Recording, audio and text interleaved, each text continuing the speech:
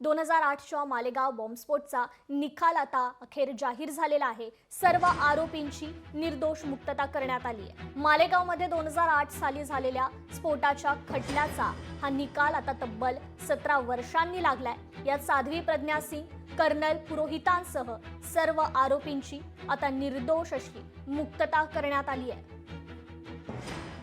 2008च्या मालेगाव बॉम्बस्फोटचा निकाल आज जाहीर झालेला आहे। 17 वर्षांनंतर सर्व आरोपींची आता निर्दोष मुक्तता करण्यात आलेली आहे। साध्वी प्रज्ञा सिंग, कर्नल पुरोहितांसह सर्व आरोपींची आता निर्दोष मुक्तता करण्यात आली आहे।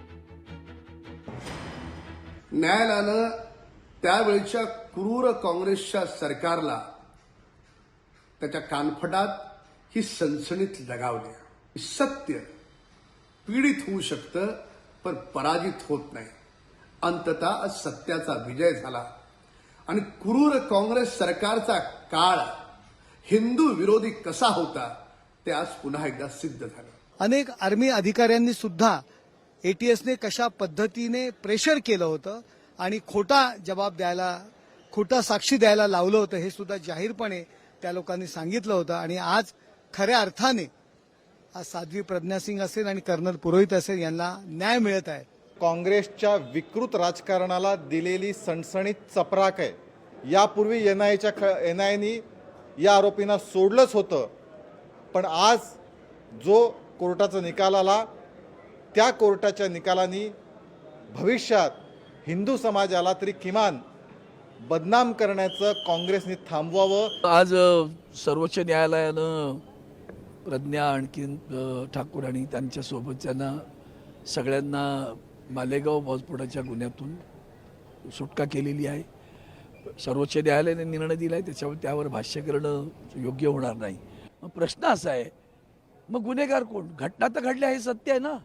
मग या घटना घडलेल्या सत्य घटनांमध्ये पोलिसांना आरोपी सापडत नाही। आज 17 वर्षानंतर या प्रतीक्षेनंतर जे खरं आहे ते लोकांच्या समोर आलेलं आहे। मला वाटतं काँग्रेसने देशाची माफी जी आहे मागितली पाहिजे, हिंदूंची माफी मागितली पाहिजे। किसने नैरेटिव सेट किया, कौन था, क्या मास्टरमाइंड था, क्यों भारत में 100 करोड़ हिंदुओं को भगवा आतंकी कहा गया? आज एनआई कोर्ट ने साबित कर दिया। लेकिन वो 17 साल कौन लौटाएगा उन सारे लोगों को जिनको आरोपी बनाया गया था? झूठा आरोप। हिंदू विचारधारा ही नहीं आतंकी, हिंदू तो शांति का प्रतीक है। वो कैसे किसी को मार सकता है, कैसे को बॉम्ब लगा सकता है, वो कैसे ब्लास्ट कर सकता है? तो ये बहुत दुखद है। इन लोगों से पूछा जाएगा कि आप जवाब दीजिए, क्यों भगवा आतंकी? क्या नैरेटिव किसके बोलने पे ये साजिश रची गई? भगवा आतंकवाद सिद्ध करण्यासाठी त्यांनी साधूंना पण आरोपी बनवलं। न्यायालयाने आज सांगितलं हे सगळं भोगत होतं, खोटं होतं। सोनिया गांधी, राहुल गांधींनी, काँग्रेसनी देशाची माफी मागितली। हिंदू कधी आतंकवादी नव्हते आणि पाकिस्तानहून आलेले जे अतिरेकी असतात त्यांना हिंदुस्थान कधी क्षमा करणार नाही। वोट बँकसाठी मुस्लिम म्हणू नये आणि त्यासाठी त्यांनी हिंदूंना देशद्रोही म्हणायची सुरुवात केली। काँग्रेस, राष्ट्रवादी सोडून इतर सर्व संघटनांनी संदेह व्यक्त केला होता आणि कदाचित सरकारच्या वतीने जे पुरावे तेव्हा द्यायचे ते देता आले नाही आणि म्हणून आज कोर्टाने पुराव्याच्या अभावी या ठिकाणी सर्वांना या खटल्यातून कोणताही गुन्हा नाही असं म्हणत बाइज्जत बरी केलेलं असावं। अगर इस तरह से रीजनेबल और बियॉन्ड डाउट आप नहीं कर सकते हैं एजेंसीज, तो ये बहुत दुर्भाग्य की बात ही नहीं।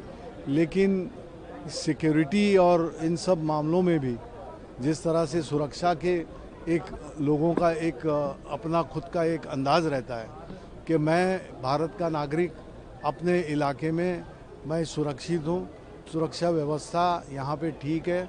सरकारें अपनी जिम्मेदारी और सरकार के साथ में जो जिम्मेदारी सरकार इन लॉ इन्फोर्समेंट एजेंसीज़ को देती है, पुलिस और इन तमाम एजेंसीज़ को, वो अपना काम ठीक कर रही है।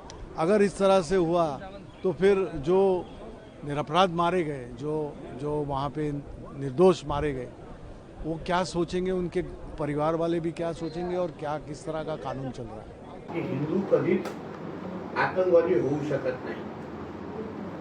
ते परत एकदा आजच्या निकालामध्ये सरळ स्पष्ट झालेलं आहे. कधीही हिंदू समाजाच्या व्यक्ती लोकशाही मराठी ऐका, पहा, जागरूक रहा.